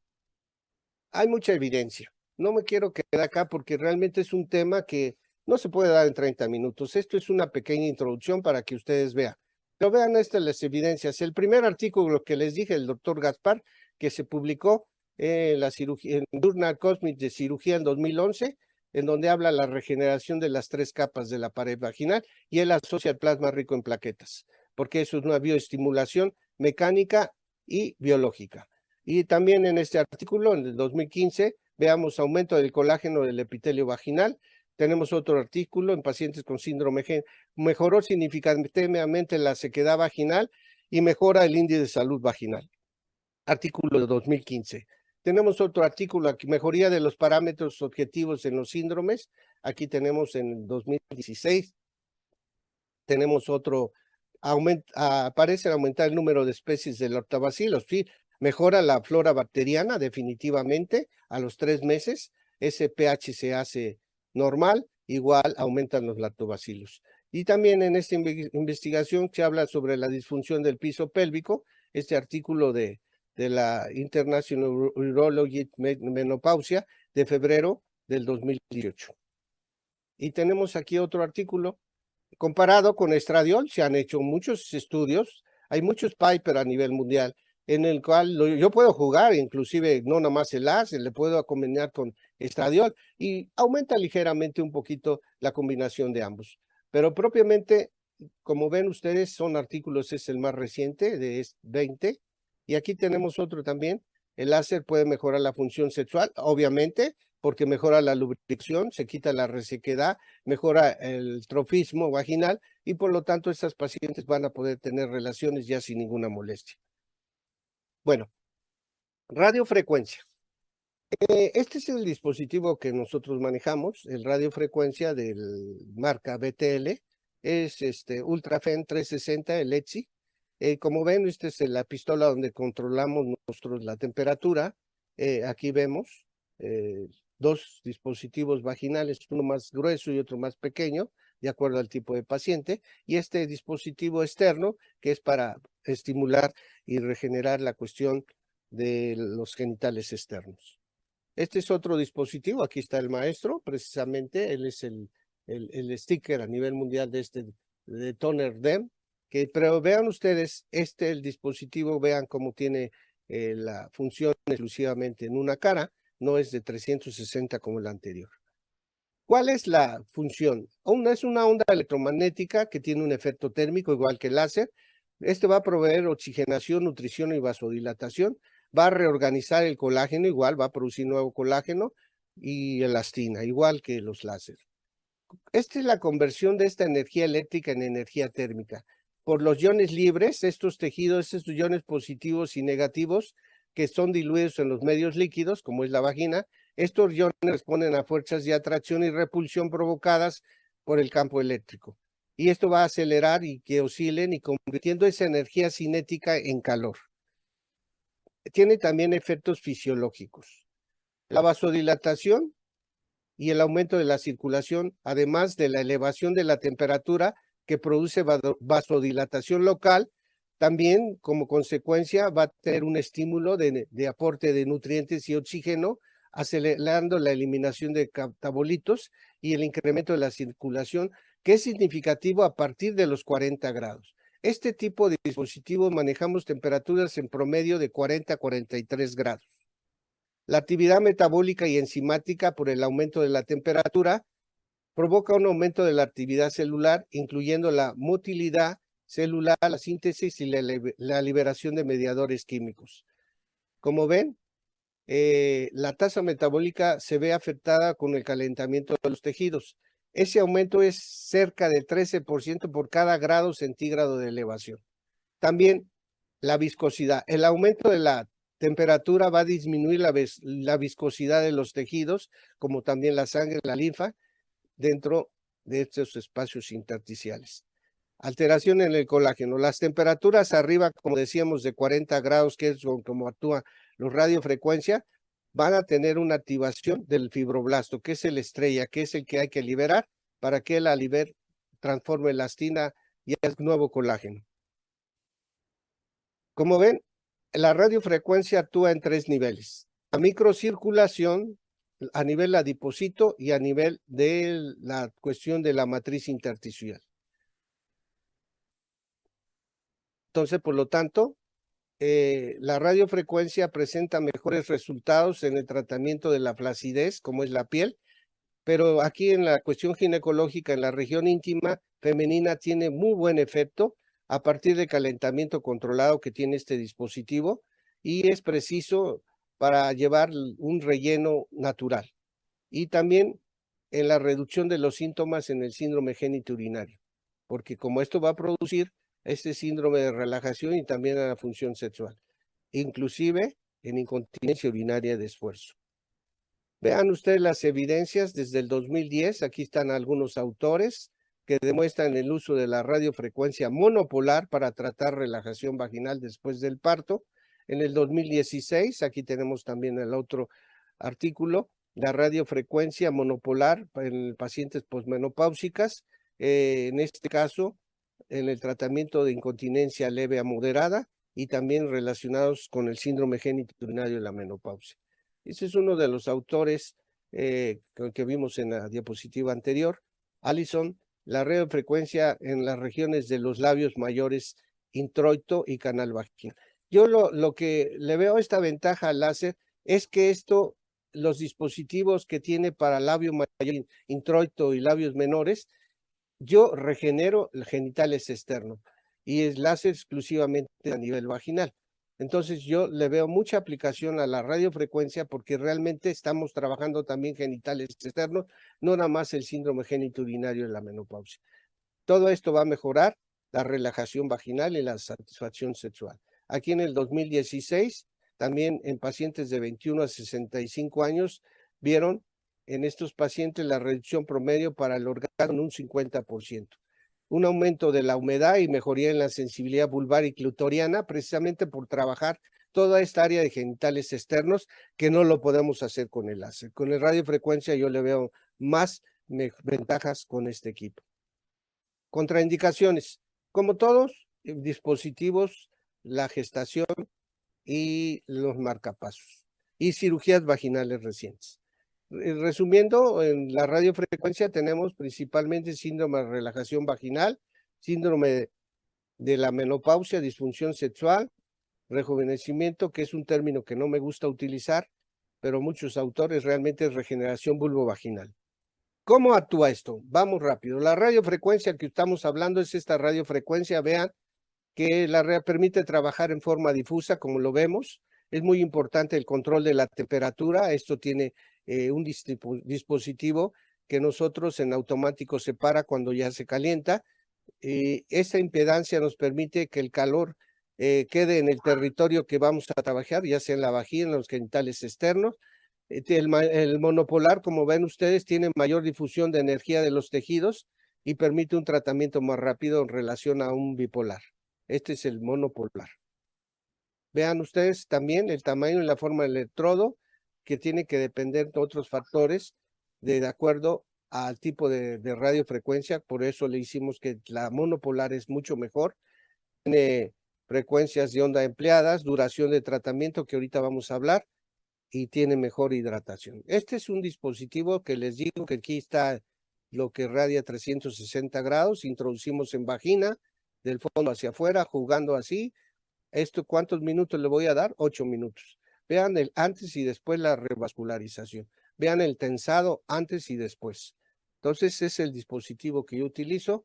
Vean ustedes el tratamiento de 8 minutos en vagina, 4 minutos en genitales, 3 minutos en genitales internos y introito y 4 minutos en labios mayores.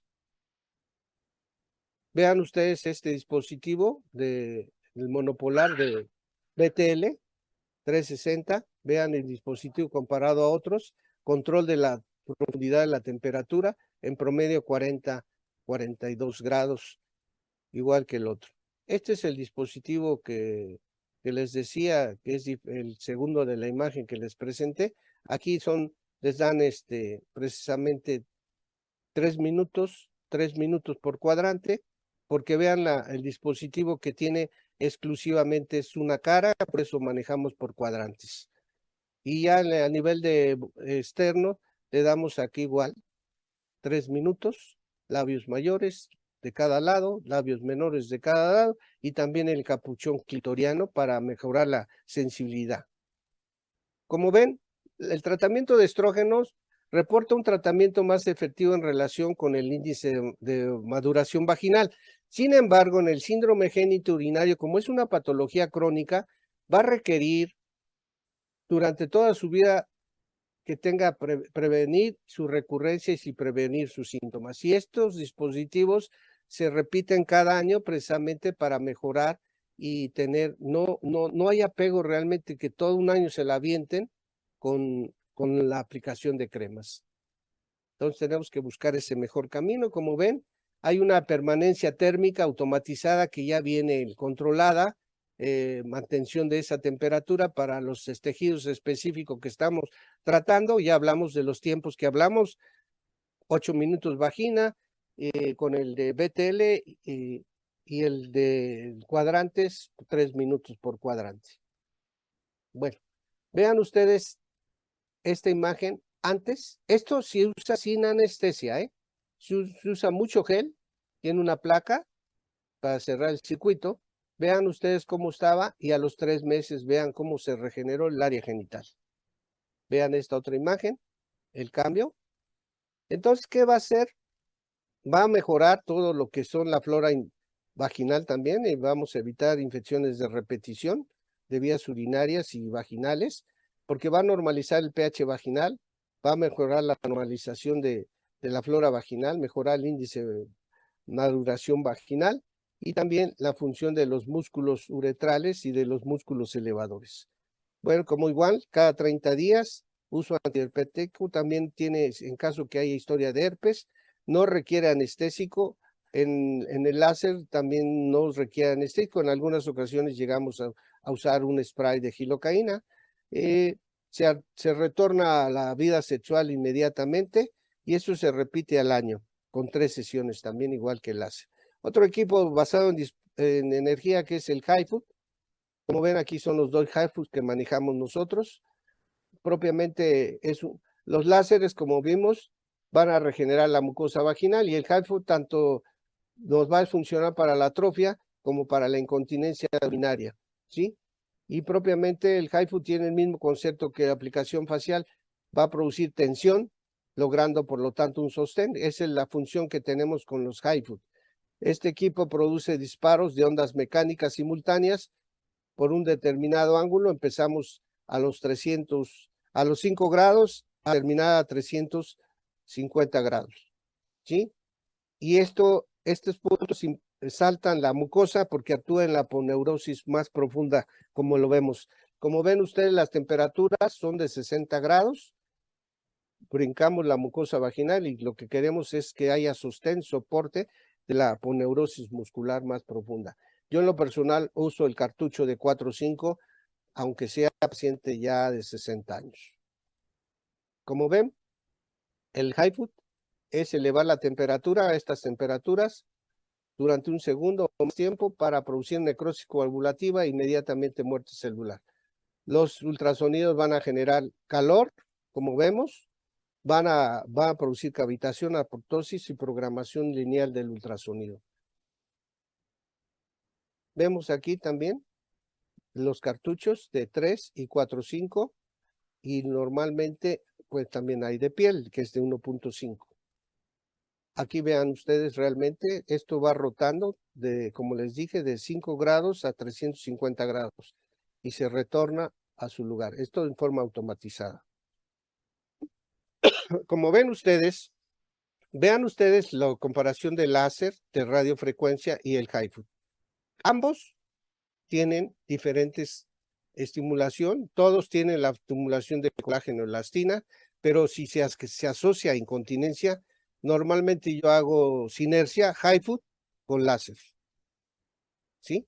Porque con esto yo tengo más profundidad para la cuestión con la incontinencia urinaria, de grado leve, hay que ser muy realista, leve, ¿sí? Como decíamos, hay consensos a nivel de sociedades americanas en relación a los dispositivos basados en energía. La declaración de consenso se pronuncia en un 80% más de votación positiva. Hay cierta resistencia, todo a lo nuevo siempre, pero vean también estos consensos de 15 departamentos de obstetricia y ginecología en diversas partes del mundo, como es Italia, Eslovenia, en Estados Unidos, en Venezuela, en Argentina, en Inglaterra, 16 autores. El consenso que se ha revisado de estos manuscritos, la efectividad de los dispositivos basados en energía en el tratamiento del síndrome genitourinario y sus síntomas. Otro dispositivo basado en energía que no vamos a hablar más que mencionar Es imposible hablar en 30 minutos de todo esto. Hay que hablar de cuestiones físicas, fisiología, etcétera. Este es un dispositivo que es para incontinencia, también es un dispositivo de ondas de choque de electromagnetismo. Hay artículos que lo respaldan, ya hay muchos papers a nivel internacional.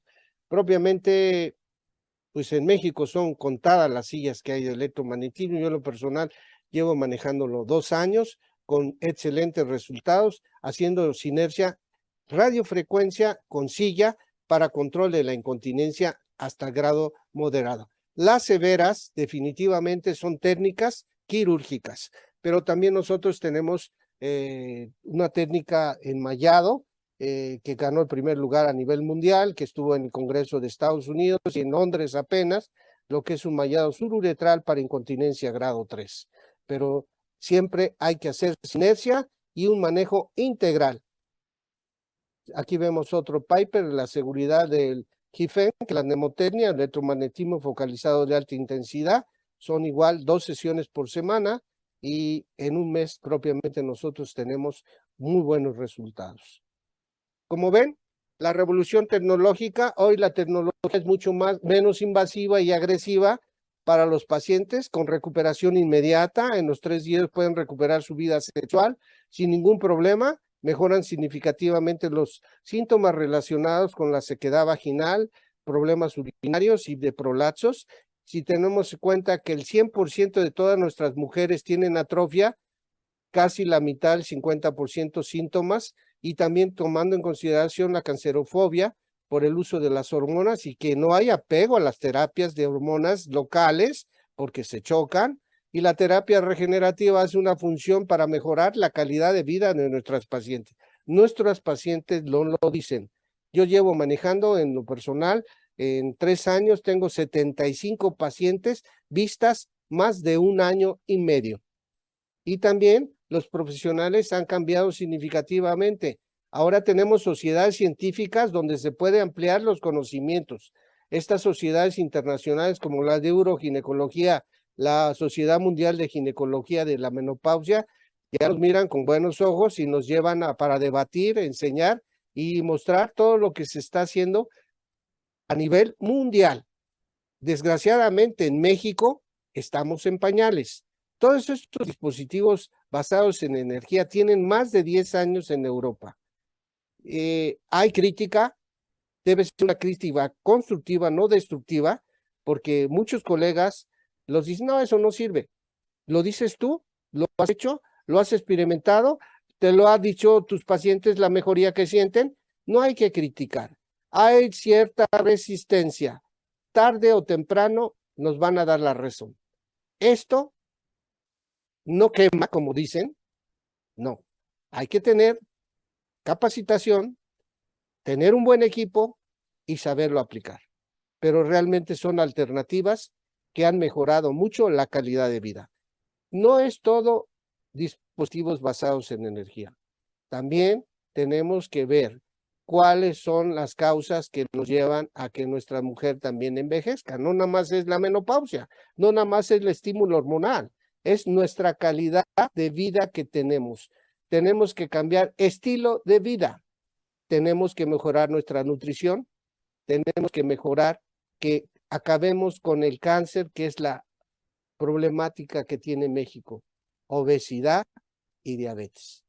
Tenemos que mejorar nuestra nutrición y tenemos que darle todo lo que tengamos de arsenal a todas estas mujeres que llegan a la menopausia. Y que pues, muchos colegas dicen, no, pues es normal por tu edad. No, señores, las gentes pueden vivir mejor teniendo un buen equilibrio hormonal y ayudándole con estos dispositivos para que tengan mejor calidad sexual también, porque hay mujeres jóvenes que tienen este problema y dejan de tener relaciones porque les duele, porque les molesta, y entonces esto es una herramienta, dispositivos basados en energía que da resultados. Como vemos, la pecera aquí lo dice, hay que cambiar de paradigmas, todos van hacia lo que nos enseñaron en la escuela clásica, la ciencia avanza día a día y muchos ya estamos brincando a lo que es la tecnología, a lo que es la ciencia, lo que tenemos que avanzar día a día. Muchas gracias.